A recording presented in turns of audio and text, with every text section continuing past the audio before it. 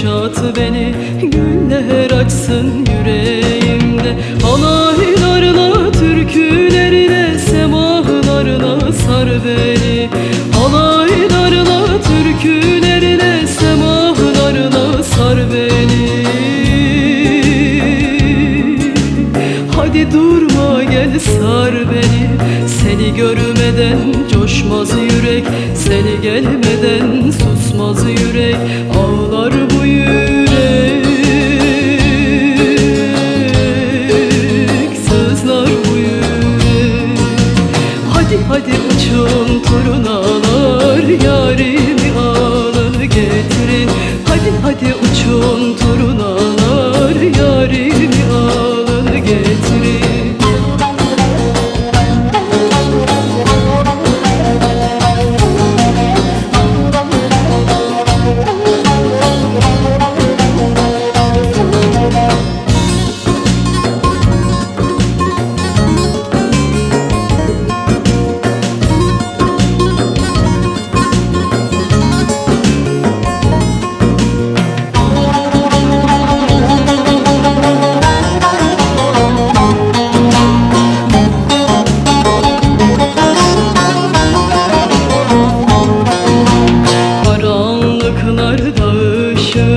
Sevdamda güneşim ol, karanlıklarda ışığım, yolumda yoldaş ol bana.